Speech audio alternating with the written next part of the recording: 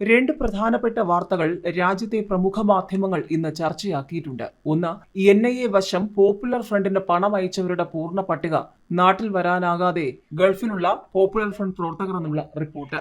മറ്റൊന്ന്, ജമ്മു കശ്മീർ നാഷണൽ ഫ്രണ്ടിന് 5 വർഷത്തേക്ക് നിരോധനം, കേന്ദ്രത്തിന്റെ നടപടി UAPA നിയമപ്രകാരം എന്നുള്ള റിപ്പോർട്ടുകൾ. പോപ്പുലർ ഫ്രണ്ടിനായി ഗൾഫിൽ ധനസമാഹരണം നടത്തിയവർ NIAയും EDയും ഭയന്ന് നാട്ടിലേക്ക് മടങ്ങുന്നില്ല എന്നാണ് കേരളത്തിലെ ഒരു പ്രമുഖ മാധ്യമത്തിന്റെ റിപ്പോർട്ട്.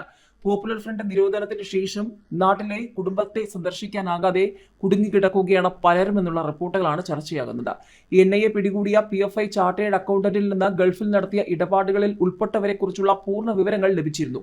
കോഴിക്കോട് കേന്ദ്രീകരിച്ച് PFIയുടെ ഗൾഫ് ഫണ്ട് ഹവാല പ്രവർത്തനങ്ങൾ ഏകോപിപ്പിച്ചിരുന്നുവെന്നാണ് റിപ്പോർട്ട്. ഗൾഫിൽ PFI ധനസമാഹരണത്തിനായി നിരവധി സംഘടനകൾ പ്രവർത്തിച്ചിരുന്നു. UAEയിൽ ഡാൻസ് ബാറുകളും റെസ്റ്റോറന്റുകൾ നടത്തിയും PFI പ്രവർത്തനങ്ങൾക്ക് പണം ഉണ്ടാക്കിയെന്നുള്ള ആരോപണങ്ങളുമുണ്ട്. ISISന് യൂസ്ഡ് കാറുകൾ വിൽപ്പന നടത്തിയും PFI ഫണ്ട് സമാഹരിച്ചുവെന്ന ആക്ഷേപവുമുണ്ട്. ഇത്തരം പ്രവർത്തനങ്ങൾക്കായി PFI ഗൾഫിൽ നിയോഗിച്ചിരുന്നവരാണ് ഇപ്പോൾ നാട്ടിലേക്ക് വരാൻ കഴിയാതെ ഗൾഫിൽ കുടുങ്ങിയത് എന്നാണ് റിപ്പോർട്ടുകൾ. ഇവരുടെ പേരുവിവരങ്ങൾ NIA, ED ഏജൻസികൾ വ്യോമയാന വകുപ്പിന് കൈമാറിയിട്ടുണ്ട്. ഇവർ രാജ്യത്തെ ഏത് വിമാനത്താവളത്തിലെത്തിയാലും അറസ്റ്റിലാകുമെന്നുള്ളതാണ് റിപ്പോർട്ട്. ജമ്മു കശ്മീർ നാഷണൽ ഫ്രണ്ടിനെ നിരോധിച്ച കേന്ദ്ര സർക്കാർ 5 വർഷത്തേക്കാണ് നിരോധനം. നിയമവിരുദ്ധ പ്രവർത്തനങ്ങൾ തടയാനുള്ള നിയമത്തിന്റെ കീഴിലാണ് നിരോധനം.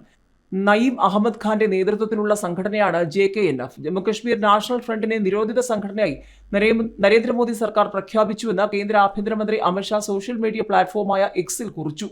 രാജ്യത്തിന്റെ പരമാധികാരത്തെയും സുരക്ഷയും അഖണ്ഡതയും വെല്ലുവിളിച്ച് ജമ്മു കശ്മീരിനെ ഭാരതത്തിൽ നിന്ന് വേർപെടുത്താനും തീവ്രവാദത്തെ പിന്തുണയ്ക്കാനും വിഘടനവാദ പ്രവർത്തനങ്ങൾ സംഘടന നടത്തുന്നതായി കണ്ടെത്തി. ഭാരതത്തിലെ ജനങ്ങളുടെ സുരക്ഷ ഉറപ്പാക്കാൻ തീവ്രവാദ ശക്തികളെ പിഴുതെറിയാൻ ഞങ്ങൾ പ്രതിജ്ഞാബദ്ധരാണെന്നും അമിത്ഷാ കൂട്ടിച്ചേർത്തു.